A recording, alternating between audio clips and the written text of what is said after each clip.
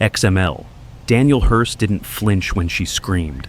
"I've seen people lose control, but not like this. Not this fast." She pointed, loud, desperate, like the lake owed her something. The cop hesitated. Daniel didn't. He held up his phone, steady, silent, already playing back the lie. On screen, her, same outfit, same voice. Next to a sign that read, "Private property, since 1951. And this time, yelling wouldn't change the record. She kept yelling. The officer turned, and Daniel finally blinked. Once. The game wasn't starting.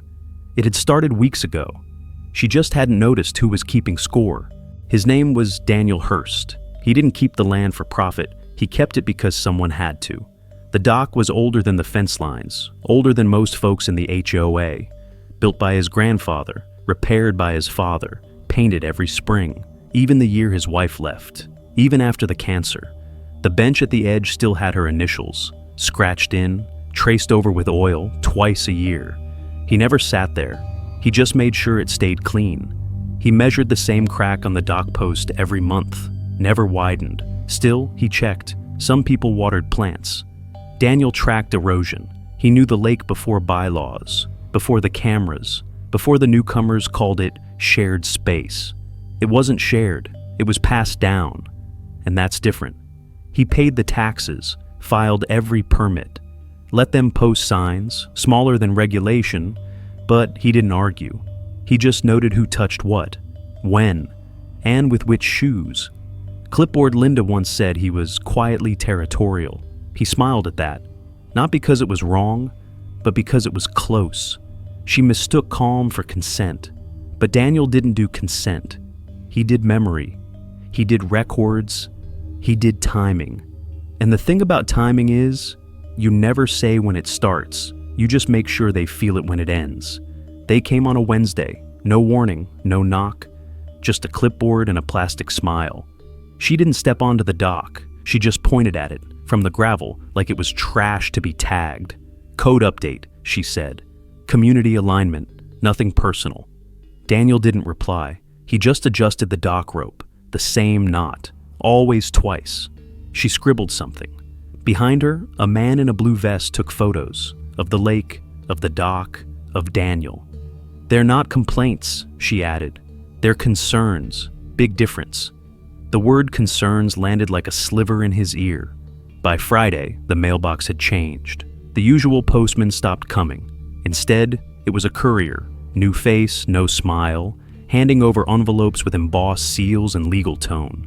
Zoning evaluations, usage thresholds, parking boundary reviews, each one signed off by the committee. Daniel knew what that meant. It meant she had spoken. He saw her again on Sunday, not at his dock, but across the lake, clipboard in hand, nodding to someone else's fence. No shouting, no crowds, just quiet authority, borrowed from paper. People followed her gaze like it was gospel. One man started removing garden lights. Another woman rolled her kayak off the shared landing. That's when Daniel knew. She wasn't just from the board, she was the board, the one they listened to. And she was drawing lines, not with chalk, but with rules, ambiguous enough to feel legal, and vague enough to justify anything, even erasing him. There are times when you know they're pushing you off the line, not with yelling, but with paperwork, a glance, a quiet nod from someone who should have spoken up, and you just stand there. Not because you didn't notice, but because you're waiting for the one move that won't lose. If you've ever been there, you're not alone. Drop a line below. I read them all. And if this kind of story hits somewhere real, we'll meet again. He didn't answer the letters. Not yet. He read them, folded them, filed them, alphabetical by sender. Then he went to the shed. Not the new one, the old one, with the warped roof and the door that stuck on damp mornings. He didn't open the drawers. He lifted the floorboard. Below, a tin box, blackened from time. Inside, 2 photos. One newspaper clipping, one folded map. He unfolded it slow. Edges cracked, creases white like scars. County survey, 1951, hand-drawn boundary, ink faded but legible. The dock wasn't outside the line. It was the line. He traced it once, then again. then laid it flat on the table and took a photo. Next morning, he trimmed the photo to fit a white envelope. No stamp. Just slid it under one door, quiet, early, before 7. Mr. Kaplan's door. 3 houses down, retired surveyor, widower, still waters plants every morning at 6. Daniel didn't wait, didn't check back. He just returned to his deck chair, retied the dock rope, twice. That weekend, she came back. Not alone this time. 2 others. HOA lanyards, matching clipboards, matching nods. They didn't speak to him. They just walked the edge of the dock, whispering. She paused at the post, the one with the crack. She touched it, briefly, then looked away. Daniel didn't move, but he had already measured that crack last month, and the month before. It hadn't grown, but the lie was starting to. Legal, emotional, unavoidable. The meeting was scheduled for 6 o'clock. By 5:52, Daniel was already there. Front row, left side, blue folder on his lap. She arrived at 5:59. Clipboard, smile, sunglasses on indoors. The HOA called it a clarification session, but only one property was on the agenda, his. She started smooth, laser pointer, charts. Recent surveys, words like encroachment, words like violation. Daniel didn't interrupt, didn't raise his hand. He waited until she said it. The dock exceeds the current boundary line by approximately 6 feet. He looked at Kaplan. Kaplan blinked, once. Then Daniel stood. He walked to the projector, said nothing, just handed the USB drive to the secretary. She hesitated, plugged it in. New image, black and white, dated, signed, marked by the county, a map, 1951, zoom in, bottom right, a line, hand-drawn, faint, but there, the dock, not 6 feet over, 6 feet within.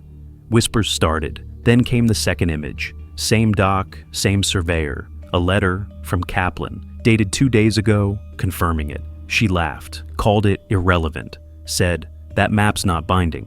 Daniel nodded, then placed the blue folder on the table. Inside, HOA bylaws, version 1979, clause 6.3. Grandfathered properties predating HOA formation. Signature, her own, from last month's renewal. She froze. Kaplan cleared his throat. "The dock," he said, "is the oldest structure here. It built the neighborhood." Silence. Daniel didn't smile. He just sat down, slid the folder back, tapped it once. She tried to pivot. Let's not derail the meeting. But the room had already turned. One woman folded her arms. A man near the back whispered, "I thought she checked that." Someone opened the door. Fresh air came in. And just like that, her authority cracked, not loud, but permanent. The louder she got, the quieter the room became. 3 days later, a letter arrived, certified, signed with her name, and 2 bold words across the top. "Cease operations." Daniel opened it at the kitchen counter, didn't react. He placed it next to the toaster, next to an older envelope, stamped, approved, 1951. Then he walked out. At 6:03 p.m., he arrived at the dock, same jeans, same boots, carrying one thing, a frame photo, his wife, holding their son, standing right on this dock 20 years ago. By 6:11, she showed up. No clipboard this time, just fury, just words that didn't wait for breath. You think one old map changes decades of oversight? You think you can just play victim and win? Daniel said nothing. She moved closer. "You're violating code 14.7. That dock has to be removed, immediately." He stepped back. "Say that again." She blinked, he pointed, to the recording light, blinking red on the chair rail. Behind her, Kaplan and 3 other neighbors, watching, and behind them, the sign, still hanging, still clear, still saying, "Private property, since 1951. Daniel reached into his coat, pulled out her email, the one she CC'd to the board, week before last. "I've personally reviewed Mr. Hurst's documentation," it read, "and as long as no events are hosted, the structure poses no violation." He held it in front of her. She froze. "You wrote this." That was before. No, that was after you moved the stakes. Silence. One neighbor stepped forward. Wait, you moved them? Daniel didn't turn, didn't blink. He just placed the photo on the dock post, right where it used to sit, right where she'd tried to hammer in the new boundary, and walked back to the house. Behind him, a neighbor said, "Jesus!" Another whispered, "She's done." And the wind lifted the corner of her cease letter, right off the table, into the lake. No more yelling, no more lines to move, only the wind. The next morning, fog sat heavy on the lake. Daniel stepped onto the dock. No phone, no folder, just a brush in his hand. He crouched, began repainting the edge line, the one she tried to erase. White, straight, quiet. He didn't rush, didn't check behind him. He already knew. The sign was still there, crooked, from her last pull. He didn't fix it. At 10:12, a pair of footsteps stopped at the gravel. Kaplan, holding 2 mugs of coffee, said nothing. Just placed one on the dock post, then walked away. Daniel didn't look up. He just painted, every inch, like before. Even the spot with the old crack, the one he'd measured every month.